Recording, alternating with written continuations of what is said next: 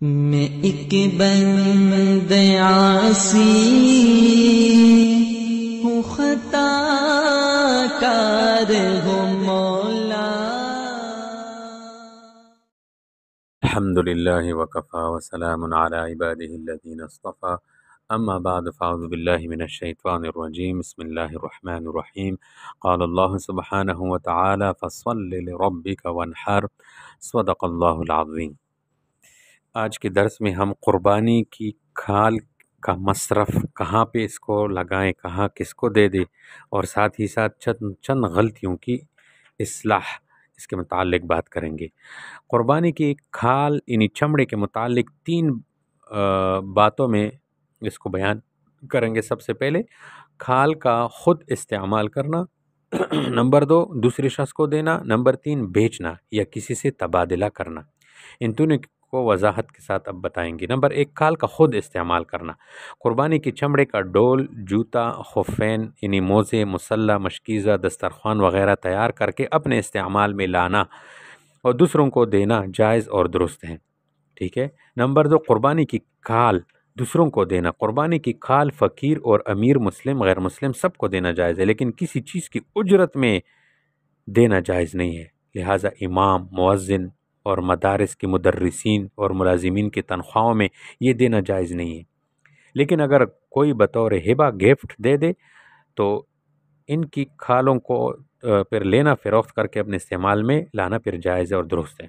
لیکن مدارس اسلامیہ کے غریب اور نادر طلباء ان کھالوں کا بہترین مصرف ہے، ان کو دینے میں دوہرے اجر کا مستحق ہوگا، ایک صدقہ کرنے کا ثواب، دوسرا علم دین حاصل کرنے والوں کی مدد، تو یہ اس کا ضرور خیال رکھا جائے۔ اور تیسری بات، اس کو بیچنا۔ قربانی کی کھال فروخت کر کے اپنے کام میں لانا اور مسجد کے امام، مؤذن، مدرسین اور ملازمین کی تنخواہوں میں صرف کرنا جائز نہیں ہے۔ اس کی قیمت جو ہوگی یہ غریبوں پر صدقہ کرنا لازم اور ضروری ہے۔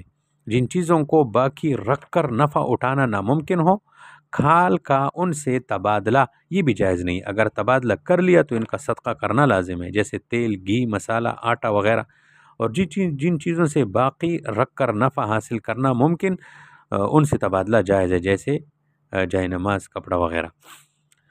اور یہاں ایک اہم مسئلہ یہ بھی یاد رکھو، ذبح کرنے اور کھال اتارنے کی اجرت میں کھال متعین کرنا، یعنی ذبح کرنے اور کھال اتارنے کی اجرت میں کھال کو، چمڑے کو متعین کرنا یہ جائز نہیں ہے۔ اسی طرح گوشت بھی الگ سے اجرت میں متعین جو ہے نہیں کرنا چاہیے کہ وہ کہے کہ بھائی تم مجھے اتنا گوشت دے دو، میں جو ہے سارا ذبح کرتا ہوں اور یہ جائز نہیں ہے۔ اگر کسی نے بلکہ یہ کرنا چاہیے کہ قصاب سے اپنا جو ہے ریٹ، رقم جو ہے طے کرنی چاہیے۔ یہ چیزیں اگر بعد میں رقم کے دینے کے بعد یہ چیزیں کھال اور گوشت یعنی بطور صدقہ یا جو ہے گفٹ میں دینا چاہے تو پھر وہ جائز ہے۔ تو یہ تو ہوئی چمڑے کے متعلق تین باتیں۔ اب کچھ باتیں بتائیں گے، چند غلطیاں ہیں جن کی اصلاح بہت ضروری ہے۔ سب سے پہلی بات یہ ہے کہ بعض لوگ یہ کوتاہی کرتے ہیں کہ طاقت نہ ہونے کے باوجود شرم کی وجہ سے قربانی کرتے ہیں، کہ لوگ یہ کہیں گے کہ انہوں نے قربانی نہیں کی۔ محض دکھاوی کے لیے قربانی کرنا درست نہیں ہے، جس سے واجب حقوق فوت ہو جاتے ہیں، اس سے اپنے آپ کو بچائیں۔ دوسری بات، بہت سے لوگ محض گوشت کھانے کی نیت سے قربانی کی نیت کرتے ہیں، اگر عبادت کی نیت نہ ہو تو ان کو ثواب نہیں ملے گا، اور اگر ایسے لوگوں نے کسی اور کے ساتھ حصہ رکھا ہو تو کسی کی بھی قربانی نہیں ہوگی۔ تیسری بات، بعض لوگ یہ سمجھتے ہیں کہ گھر میں ایک قربانی ہو جانا کافی ہے، اس لیے لوگ ایسا کرتے ہیں کہ ایک سال اپنی طرف سے قربانی کر لی، ایک سال بیوی کی طرف سے، ایک سال لڑکی کی طرف سے، ایک سال لڑکی کی طرف سے، ایک سال مرحوم والد اور مرحومہ والدہ کی طرف سے۔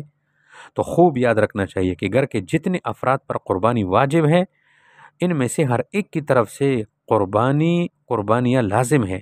اسی طرح اگر باپ بیٹا دونوں صاحب نصاب ہے تو خواہ اکٹھے رہتے ہو، مگر ہر ایک کی طرف سے قربانی الگ الگ کرنا جو ہے یہ واجب ہوگا۔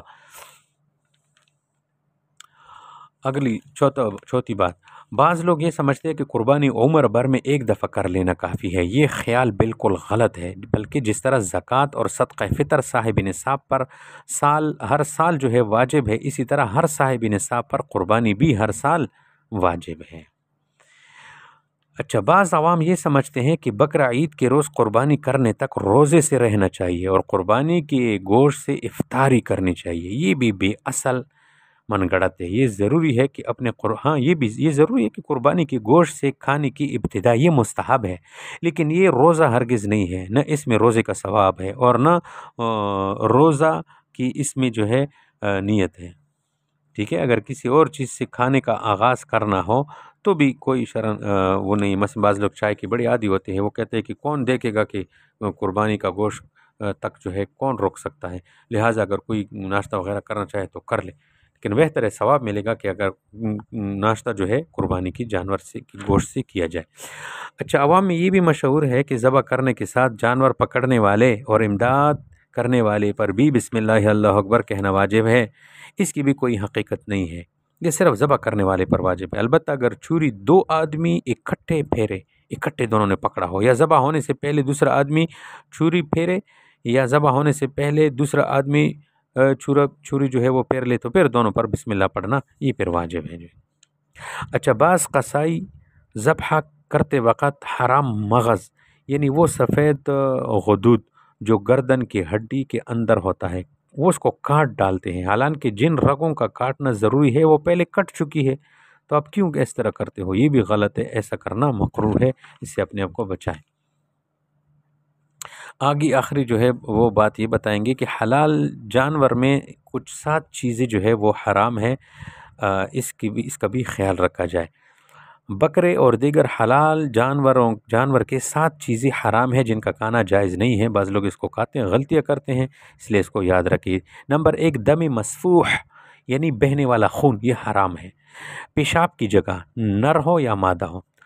نمبر 3، خصے، فوطے، کپورے، اس کا کھانا بھی جائز نہیں ہے۔ نمبر 4، پخانے کی جگہ، اور نمبر 5، غدود، سخت گوشت جس کو گلٹی کہتے ہیں، اور نمبر 6، مثانہ، پیشاب کی تھیلی، اور نمبر 7، پتا۔ صاحب کنز اور علامہ طحاوی رحمۃ اللہ علیہ نے حرام مغز کو بھی حرام اجزاء میں شمار کیا ہے، لیکن راجح قول کے مطابق حرام مغز کا کھانا حرام نہیں ہے۔ حرام مغز سے مراد دودھ کی طرح سفید ایک ڈوڑی ہے جو جانور کی پیٹھ کی ہڈی کے اندر کمر سے لے کر گردن تک جو ہے رہتی ہے۔ اچھا، آگے قربانی کی جانور کی جو رسی، بعض لوگ اس کو ہار پہناتے، گھنگرو، تاج وغیرہ، اس کا کیا حکم ہے؟ تو دیکھو، قربانی کی جانور کو خریدتے وقت جو ہار، گھنگرو، تاج اور رسی وغیرہ جانور کے ساتھ آئے ہیں ان کو صدقہ کرنا مستحب ہے، لیکن اگر ان کو فروخت کر دیا تو ان کی قیمت صدقہ کرنا واجب ہے۔ البتہ اگر یہ چیزیں مالک نے جانور کو خریدنے کے بعد لی ہے تو پھر قربانی کے بعد ان کو فروخت کرنے کی صورت میں اس رقم کو صدقہ کرنا واجب نہیں ہے۔